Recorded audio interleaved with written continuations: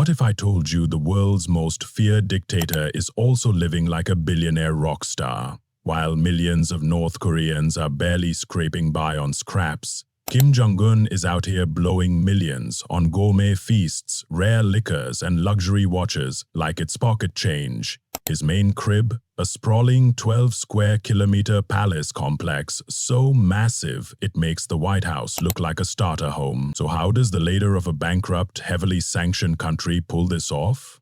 Welcome to the shadowy $5 billion empire of Kim Jong Un, where money is endless, luxury is limitless, and the hypocrisy is almost unbelievable. At the heart of his empire are homes that would make medieval kings jealous.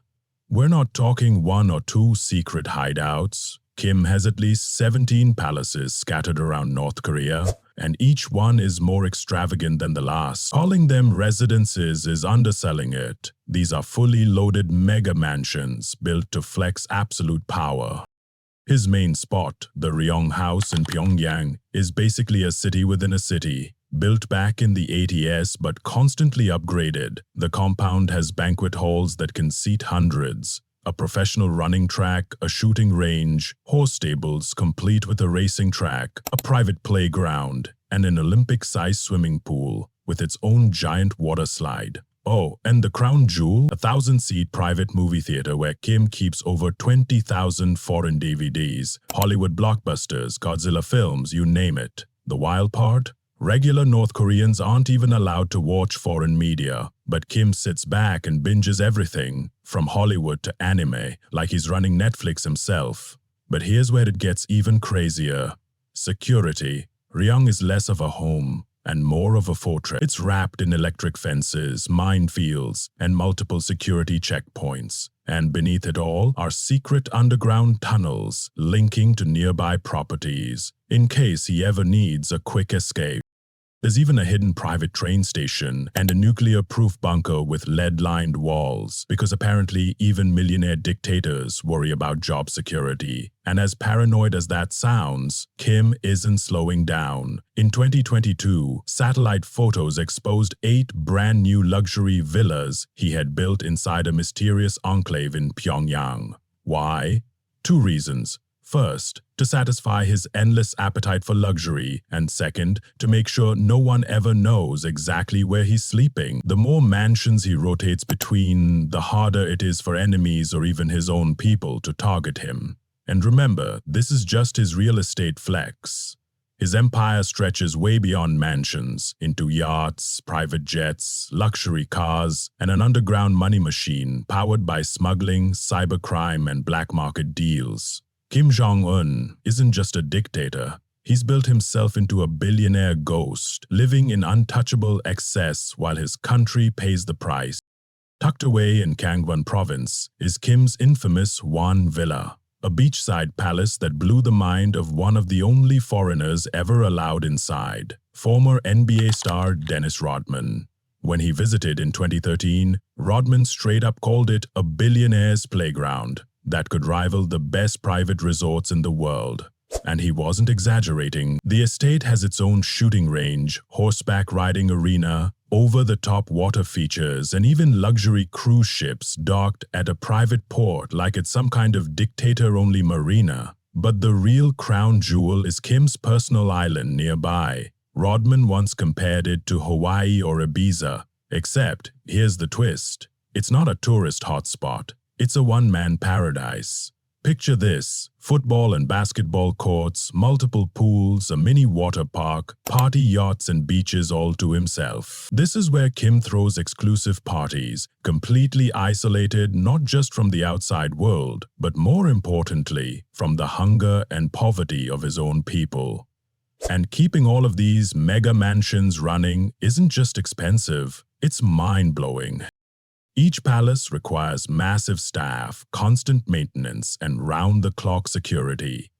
Just heating and cooling these enormous complexes in North Korea's brutal winters and humid summers would bankrupt a small nation. Add to that the millions blown on imported furniture, foreign luxuries, and endless recreational upgrades, and the numbers get ridiculous. But for Kim, It's just the price of comfort. And his obsession with extravagance doesn't stop on land. His transportation game is next level. The centerpiece? A 90-car armored train he inherited from his father, converted into what's basically a rolling luxury mansion. This isn't just a train, it's a fortress on wheels. Inside are conference rooms for official business, full-on dining cars serving French and Japanese cuisine, and plush sleeping cabins decked out with white paneling and soft pink leather couches. Outside, the thing is bulletproof from end to end and rolls with an entourage straight out of a spy movie. Over 100 guards, surveillance drones, and a swarm of helicopters and fighter jets flying overhead. The downside? With all that armor, the train crawls along at a measly 37 miles per hour. But when you're a paranoid dictator, safety and luxury always outrank efficiency. And then there's the most controversial part of the train. A hand-picked group of young women, known by defectors as the Pleasure Brigade, trained to serve as hostesses and entertainers for Kim and his inner circle. It's part luxury, part paranoia, and part scandal, rolled into one traveling fortress of excess. The presence of the so-called Pleasure Brigade on Kim's armored train is a disturbing symbol of how his rule mixes obscene wealth, unchecked power, and outright exploitation. And when Kim isn't crawling across the country in his rolling fortress, he takes to the skies in style. His main jet, an Ilyushin Il-62M nicknamed Chame-1, looks like a flying palace. Think white leather couches, polished rosewood tables, crystal ashtrays, and security systems fit for a spy thriller. On paper, this jet can travel 10,000 kilometers, giving Kim the power to fly practically anywhere in the world. In reality, though, he rarely leaves the safety net of China or Russia.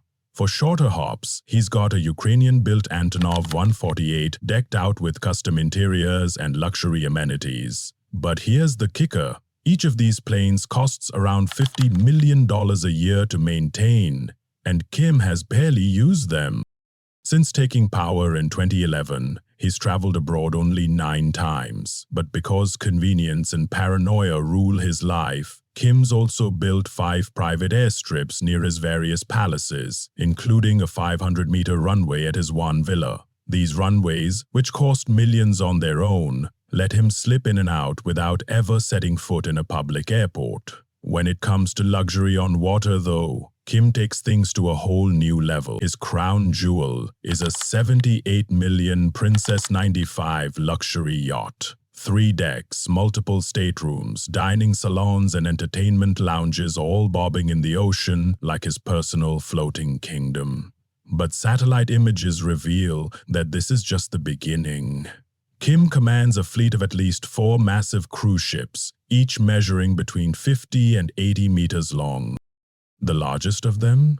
Basically a private water park at sea, featuring an Olympic-sized swimming pool with 4 lanes, multiple slides, and enough space to host decadent parties for his inner circle.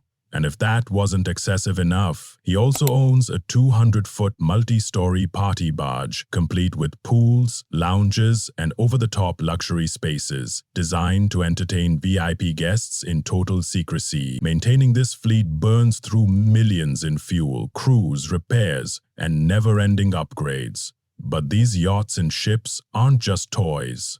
They're strategic assets.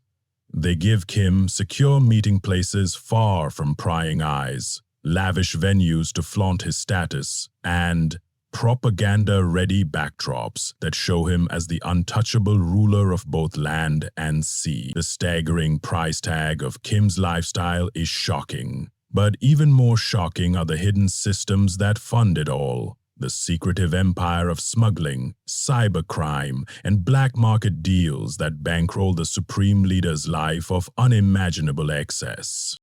From luxury Mercedes limousines to billion-dollar yachts, almost all of Kim's prize toys are smuggled into North Korea through complex black market networks that slip through cracks in international trade and openly defy UN sanctions. The very same criminal pipelines that funnel luxury goods into Kim's hands also bankroll some of the regime's darkest operations, creating a seamless web where global crime feeds personal comfort. And make no mistake, Kim doesn't just hoard wealth, he lives it. His spending habits are so extreme and so disconnected from reality that they feel like something ripped out of a dystopian novel. Conservative estimates suggest Kim splurges more than $10 million a year on luxury imports. But experts say that number is just the tip of the iceberg. A UN report from 2014 exposed jaw-dropping details: $30 million in booze, $37 million in electronics, and $8.2 million in luxury watches, all in a single year. And keep in mind that was a decade ago, before his lifestyle ballooned even further. The drinking alone is outrageous. Kim's personal wine cellar could rival a French aristocrat's, stocked with rare Bordeaux so pricey they're usually seen at royal banquets. Rumors even claim he once downed 10 bottles in a single sitting. On top of that, he's a massive fan of Hennessy cognac, dropping up to $2,000 per bottle, and premium whiskey like Johnny Walker Blue. Analysts estimate his regime spends around $30 million a year on imported alcohol alone, while millions of North Koreans don't even have access to clean drinking water, and his dining habits just as obscene. Swiss cheese, Kobe beef, Danish pork, Iranian caviar. Kim's table is a non-stop international buffet while his people starve. His obsession with cheese got so intense that North Korea literally sent officials to Switzerland just to study cheese-making techniques and bring the knowledge back home. Add to that his chain-smoking habit and the hypocrisy only grows darker. 1. Archvin Saint Laurent cigarettes costs about $44 a pack. To put that in perspective, a single pack of Kim smokes is worth nearly a third of the average North Korean's monthly salary, which hovers around $150. His everyday indulgences aren't just excessive, they're a slap in the face to his people, exposing a lifestyle so detached from their suffering that it almost feels like satire. Kim's obsession with luxury doesn't stop at yachts, wine, or palaces. His wrist alone is worth a fortune. His personal watch collection is valued at over $8 million, stacked with rare Swiss timepieces that he doesn't just wear but also hands out as thank you gifts to loyal officials, like some twisted royal reward system. And it's not just Kim living large. His entire family plays their part in this modern-day monarchy of excess. His wife, Ri Sol-ju, regularly shows up at public events flaunting designer fashion that would make Paris runway models jealous. We're talking Dior handbags worth $1,500 each, more than what the average North Korean earns in an entire year. His sister, Kim Yo-jong, is no different. On trips abroad, she's been spotted carrying a Christian Dior purse worth nearly $10,000, a blatant violation of UN sanctions, but apparently just another day in the life of North Korea's ruling dynasty. Even Kim's daughter, Jua, is being raised in a bubble of unimaginable privilege. Intelligence reports say she spends her free time skiing, swimming, and horseback riding, all hobbies that require private resorts, luxury equipment, and trainers, while most North Korean kids are lucky if they get a full meal or basic school supplies. And then there's Kim's obsession with entertainment, especially basketball, a passion he picked up while studying in Switzerland. It's no surprise that multiple palaces feature private courts built just for his games. For a man who rules a starving, struggling nation, Kim's daily life is defined not by responsibility, but by indulgence. A surreal empire where pleasure always comes first, no matter the cost. Kim Jong Un isn't just one of the most feared leaders on the planet. He's also one of the richest. While millions of North Koreans scrape by on tiny rations, he's burning through millions on gourmet feasts, rare liquors, and a watch collection that could fund an entire village. His main residence? A sprawling 12-square-kilometer mega-place packed with racehorses, an Olympic-sized swimming pool, a private movie theater, and luxuries most billionaires would envy. But here's the real question. How does the ruler of a bankrupt, heavily sanctioned country manage to live like this? Today, we're breaking open the $5 billion secret empire of Kim Jong Un.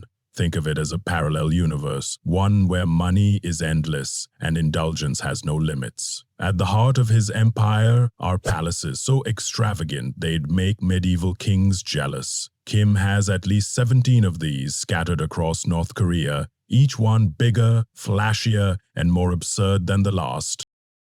But calling them residences doesn't even come close. They're more like monuments to unchecked wealth and power.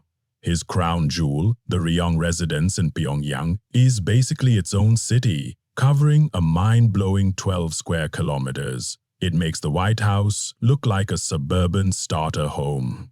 Built in 1983 and endlessly upgraded, the compound has banquet halls that can feed hundreds, a professional running track, a shooting range, horse stables complete with their own racing track, a private playground, and an Olympic-standard pool with a massive water slide. And then there's the private cinema, 1,000 seats, stacked with over 20,000 foreign DVDs. Hollywood blockbusters, Japanese monster movies, you name it, he has it. The wild part? Regular North Koreans aren't even allowed to own a single foreign film, while Kim binge-watches whatever he wants behind closed doors. But the real story here isn't just the excess. It's the paranoia. Ryong is wrapped in electric fences and minefields, dotted with security checkpoints, and honeycombed with underground escape tunnels leading to nearby safe houses. There's even a private subway station and a fortified wartime bunker with lead-lined walls designed to withstand nuclear strikes, because apparently even billionaire dictators worry about job security. Kim's paranoia has shaped even his real estate empire. In 2022, satellite images revealed 8 brand-new luxury villas popping up inside Pyongyang's ultra-secret Chongchon district. The reason? Pure survival. These extra hideouts give Kim endless options for where to sleep each night, making him nearly impossible to target. It's dictator-level Airbnb, but with billion-dollar price tags. And when he's not rotating between palaces, he's showing off. Inside his 1,000-seat private theater, Kim flaunts his stash of over 20,000 foreign DVDs, everything from Hollywood blockbusters to Japanese classics, the same movies that ordinary North Koreans would literally be imprisoned for owning. And his idea of leisure? Resorts. Entire ski resorts, in fact. Under his orders, multi-million-dollar luxury playgrounds like the Mazakryong ski resort were built, complete with top-tier amenities. The catch? Most North Koreans have never even seen a pair of skis. These facilities exist less as public spaces and more as personal playgrounds and flashy propaganda tools. But the most disturbing side of Kim's extravagance is how he weaponizes it. Analysts call it gift politics, a calculated system of bribery where Kim doles out luxury rewards to guarantee loyalty. Think designer handbags, luxury cars, Swiss watches, even entire mansions gifted to party elites and military commanders. In 2022, state TV icon Ri Chun-hee was given a sprawling 2-story mansion as a thank you for decades of propaganda work. It's a message as clear as it is chilling. Loyalty brings riches, disobedience brings ruin. The same officials who receive Mercedes limos and Rolexes know that one misstep could cost them not just their perks but their lives.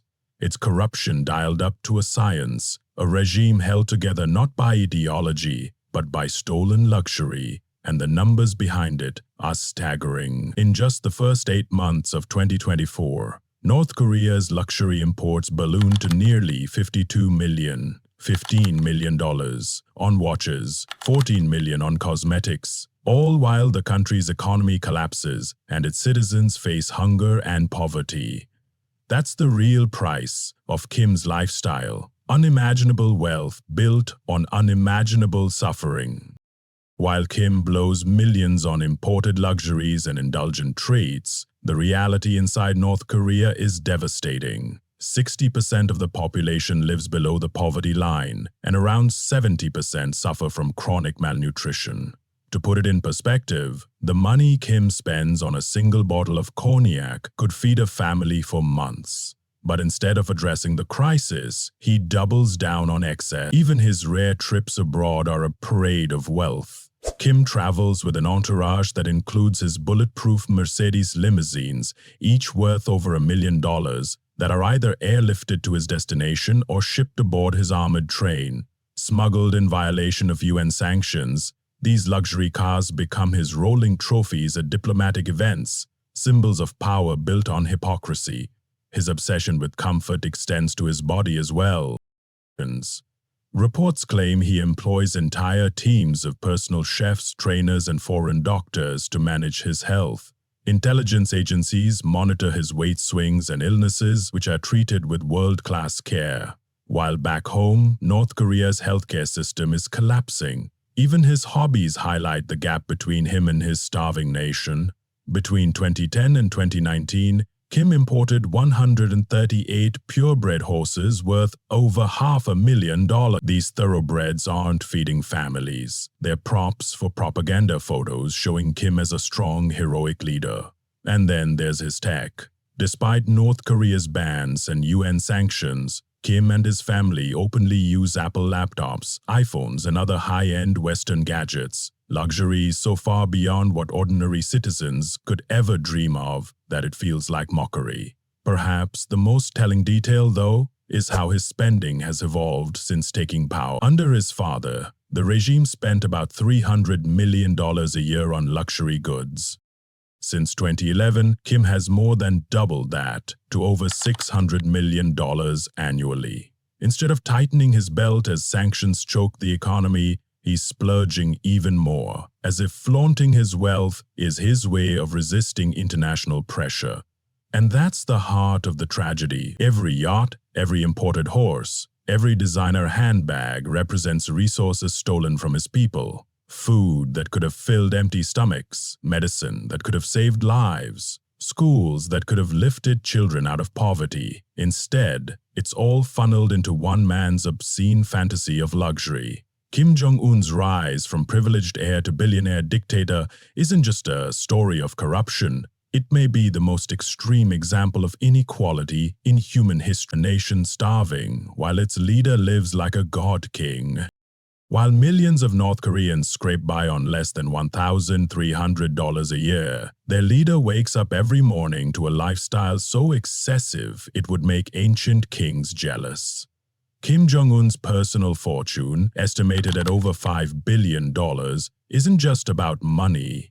It's built on the systematic exploitation of 26 million people. It's a system so dark, so corrupt, it forces us to question the very limits of human greed. How does a man ruling one of the most isolated and sanctioned nations on earth become one of the richest political figures alive? The answer starts long before Kim himself, with a dynasty that turned dictatorship into the most profitable criminal enterprise on the planet. When Kim Jong Un inherited power in 2011, at just 27 years old, he didn't just inherit a country. He inherited a machine designed to squeeze every drop of value from its citizens and funnel it straight into the Kim family's vaults.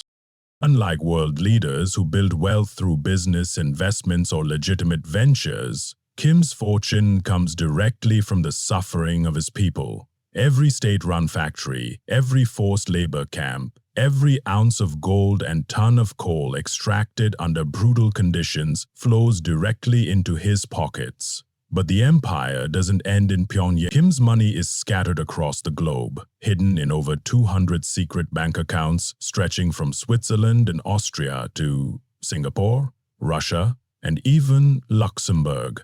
Managed through layers of middlemen and fake identities, these accounts hold hundreds of millions in liquid cash, untouchable and invisible to most investigators. At the center of it all lies something analysts call Office 39, a secretive government bureau that might as well be North Korea's version of a mafia HQ. This shadowy organization reportedly pulls in up to $1 billion a year, running operations straight out of a criminal fantasy. Drug trafficking, arms deals, human trafficking, cybercrime, and even counterfeiting foreign currency. It's not just a dictatorship, it's a global black market empire disguised as a country. North Korea's military might isn't just tanks and missiles anymore, it's laptops and code. In recent years, Kim Jong Un's state-backed hacker squads have become infamous worldwide, pulling off cyber heists that drained banks and stole billions in cryptocurrency. And guess where that money ends up? Straight into Kim's secret global accounts. On top of that, the regime rakes in cash through weapons deals. Reports suggest North Korea sold Russia up to $100 billion worth of ammunition, proving just how lucrative their underground arms trade has become. The most shocking part? Kim manages all of this while wearing the mask of a legitimate head of state. Even under UN sanctions designed to choke off his luxury imports, he still finds a way to live like royalty. Just look at the numbers. In 2012 alone, North Korea smuggled in nearly $645 million worth of banned luxury goods. Everything from fine wines to Swiss watches, while the majority of the country starved. That contrast is brutal. 60% of North Korea's 26 million citizens live below the poverty line, while Kim blows millions on designer suits, French cognac, and European toys for his inner circle. To really understand this twisted obsession with luxury, you have to rewind to his childhood. During the 1990s, when a famine killed over 2 million North Koreans, the Kim family was quietly spending $25,000 a year per child to send their kids to private schools in Switzerland.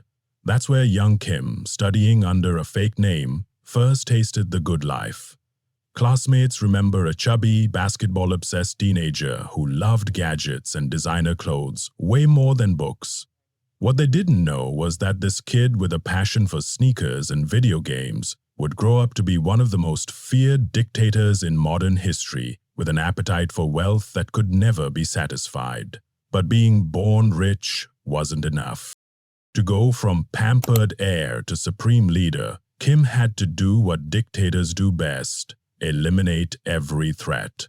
After his father died in 2011, Kim wasted no time. In 2013, he executed his own uncle, Jung Song-taek, a man once considered the regime's number 2 power. 4 years later, in 2017, his estranged half-brother Kim Jong Un was assassinated in Malaysia with a nerve agent in an operation traced back to Pyongyang. These weren't just political moves, they were financial ones. By wiping out rivals, Kim secured complete control over the dynasty's wealth. And that's what sets him apart from other rich leaders. Billionaire politicians in the West might be shady, but at least their money trails lead to companies, investments, or family inheritances. Kim's fortune, on the other hand, is pure smoke and mirrors, untouchable, untraceable, and built on a foundation of blood and fear. But here's the jaw-dropper. Kim Jong Un's $5 billion fortune isn't just massive. It's built entirely on the suffering of his people, making him arguably the most morally bankrupt billionaire alive. To put that in perspective, his personal net worth equals nearly 12% of North Korea's entire economy. Imagine one person in the US hoarding over $2.5 trillion. That's beyond insane, and this isn't money sitting quietly in bank vaults collecting dust. Kim burns through it to fuel 3 things: absolute power, personal pleasure, and a luxury lifestyle so over the top it borders on fantasy. Think palaces that rival Versailles, fleets of supercars that could outshine Hollywood billionaires, and indulgences that make even oil sheikhs look modest. His empire of stolen wealth isn't just obscene. It's one of the most extreme cases of inequality the world has ever seen. And while millions in North Korea starve, one man dines like a king. If this story blew your mind and you want to dive deeper into the world's darkest secrets of power and money, hit that like button and don't forget to check out the other videos recommended on your screen.